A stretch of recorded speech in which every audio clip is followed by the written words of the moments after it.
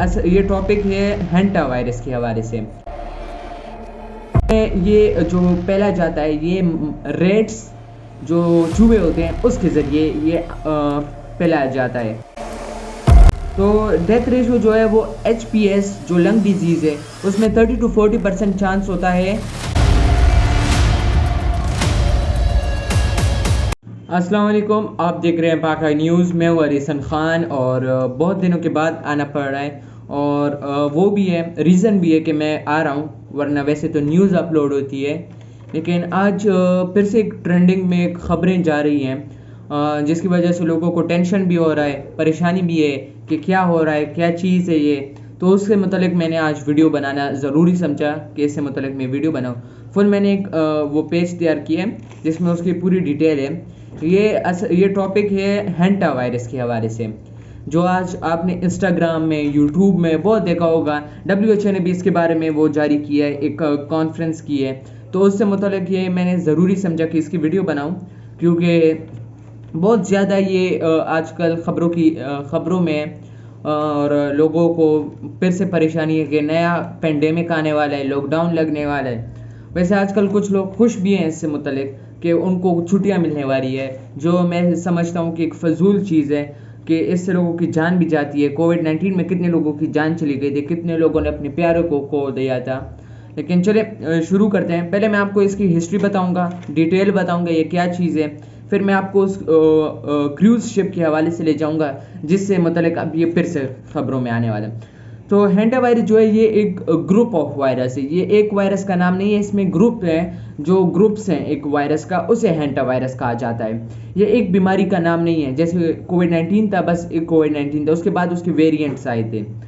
तो ये हेंटा वायरस जो है इसमें ये जो फैला जाता है ये रेट्स जो चूहे होते हैं उसके ज़रिए ये फैलाया जाता है।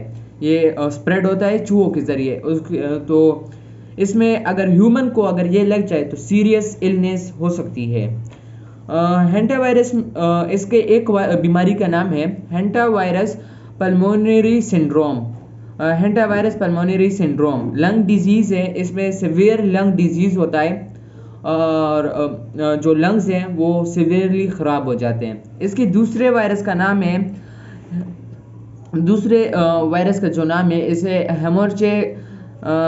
हेमोरहैजिक फीवर अफेक्ट किडनीज को जो है ये बहुत गंदी तरह अफेक्ट करता है और ये जो है स्प्रेड जो बहुत किडनीज के जो फिल्ट्रेशन सिस्टम है उसे भी बहुत गंदी तरह अफेक्ट करता है। अब बात करते हैं कि ये तो हमने इसकी बीमारियों के नाम बता दिए जो इसमें लगती हैं लोगों को। अब बात करते हैं इसके स्प्रेड के हवाले से कि ये कैसे स्प्रेड करता है। तो हमारे पास जो डिटेल है, जो हमने रिसर्च करके दिया है, उसमें ये बता रहे हैं कि ये इजीली स्प्रेड नहीं होता। रेयर केसेस में जो है ये वायरस किसी बंदे में पाया जाता है। ये स्प्रेड कैसे होता है, तो ये आप उस हवा में सांस लें जिसमें वो जो जिसको ये वायरस लगा हो, जो वो रोडेंट्स होते हैं, रेड्स चूहे, उसके यूरिन जो होती है, ड्रॉपिंग्स जो होती है और सलाइवा, अगर वो उधर हो और उससे आप सांस लें उस एरिया से तो आपको ये लग सकता है। टचिंग उस जगह को छूना जो अफेक्टेड हो तो उससे भी ये लग सकता है। और टच करें और फिर वो जगह जो है आप अपने माउथ या नोज़ के साथ टच करें तो उससे भी ये लग सकता है। तो आम बात ये है कि बाय टचिंग ये एक्सटर्नली नहीं लगता है, ये लगता है जब अंदर आपके वायरस चला जाता है। वायरस तो होस्ट भी जो है वो लिविंग थिंग के इनसाइड करता है। रेयरली थ्रू जो रोडेंट्स जो होते हैं, रेड्स, उसके रेयर केसेस हैं जिसके उसके बाइट करने से भी ये लगता है।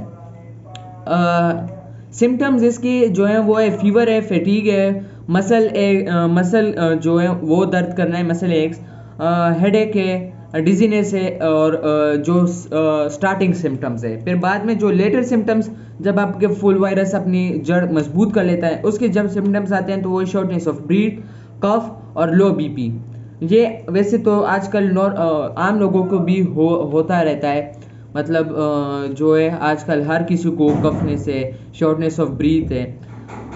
इसकी ट्रीटमेंट जो है क्योर है, तो इसका कोई इलाज नहीं है। ट्रीटमेंट अलबत्ता है जिसमें ऑक्सीजन थेरेपी आती है और सीवियर केसेस में आईसीयू को शिफ्ट करना भी है।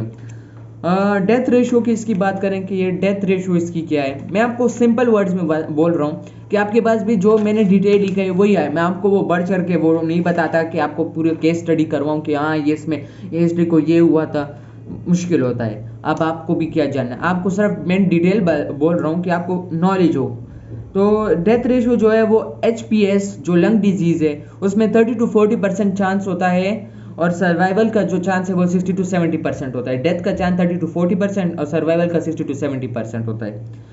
और HFRS का जो है इसका दूसरा जो वेरिएंट है उसमें जो दूसरी बीमारी है इसमें वो 1 to 15% होता है डेथ की चांसेस। अब आते हैं क्रूज शिप के हवाले से, जो क्रूज शिप में ये खबरें आ रही हैं। तो क्रूज शिप का ये है ना कि उसमें एक बंदा था, उसे ये वायरस लग गया था। इसमें जो स्प्रेड हुआ है वो ह्यूमन टू ह्यूमन ट्रांसफ़र है।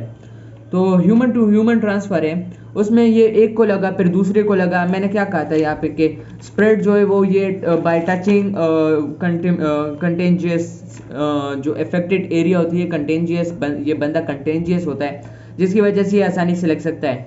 तो इसमें 3 लोगों की जो है वो डेथ हो गई है, 8 केसेस टोटल इसमें रिपोर्ट हुए हैं। अब ये जो है उसमें स्प्रेड हो रहा है। अब ये क्रूज शिप क्या है, ये एक डच क्रूज शिप है जो डच का है।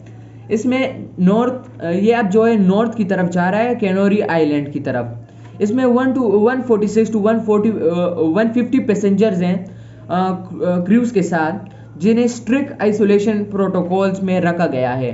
उधर अब गई है टीम जो उन्हें स्ट्रिक्ट आइसोलेशन प्रोटोकॉल्स के साथ रखा गया है। अब यहाँ पे खबरें भी आ रही थी कि 22 पैसेंजर ने से जो है वो छोड़ दिया है, मतलब वो चले गए हैं इस एरिया से।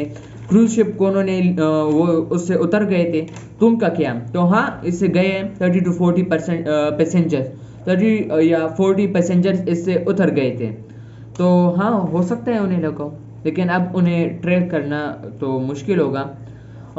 इसे सीरियस लिया जाए या ना लिया जाए, लॉकडाउन लगेगा या ना लगेगा, पेंडेमिक बनेगा या नहीं बनेगा, ये सारे सवाल जहन में उभरते हैं। तो मैं आपको आसानी से बता देता हूँ कि जो ये इसे सीरियस लिया जाए या नहीं लिया जाए।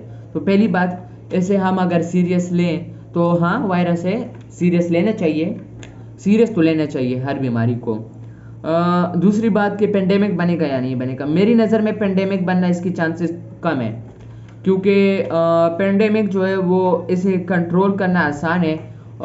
ये कंट्रोल है। अब क्रूज शिप में बंदे हैं तो आइसोलेशन में उन्हें रखा गया है। कोविड-19 के बाद लोग थोड़े से वो एक्टिव हो गए हैं, अब जो इदारे हैं वो एक्टिव हो गए हैं। दूसरा पेंडेमिक अब आसानी से वो नहीं चाहते। दूसरी बात, लॉकडाउन लगेगा या नहीं। अब अगर पेंडेमिक बन गया तो लॉकडाउन तो लगना ही है। तो ये तो उस पेंडेमिक के साथ ही रिलेटेड है। मैं आपको बताऊं कि ये लगेगा या ना लगेगा, तो मैं आपको बताऊं तो इससे पहले HMPV आया था, याद होगा आपको 2025-24 में जो है 24 था आई थिंक, उसमें मैंने इस HMPV के बारे में बताया था। वो भी उस वक्त ट्रेंडिंग था कि HMPV वायरस आ गया है, सब कुछ फिर से लॉकडाउन लगने वाला है, पेंडेमिक बनने वाला है ये HMPV वायरस। Nothing happens.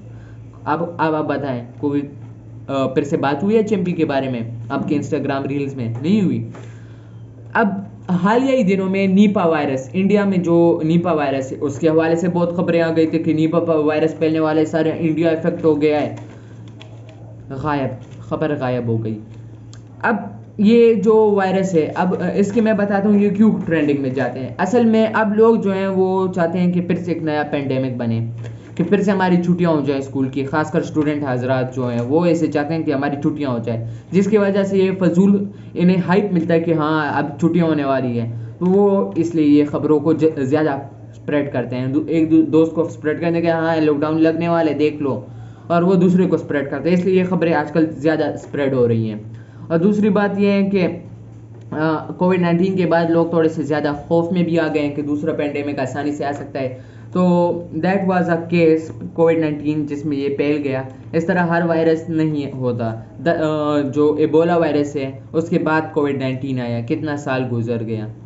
तो ये एक डिटेल थी, मैंने आपको बता भी दिया कि किस तरह ये फैलता है। आसानी से ये इतने आसानी से नहीं फैलता और चांसेस बहुत ज़्यादा कम है कि ये पेंडेमिक बने। और कंट्रोल पा लिया जाएगा इस पे, तो टेंशन की बात नहीं है, इस तरह कुछ नहीं होने वाला।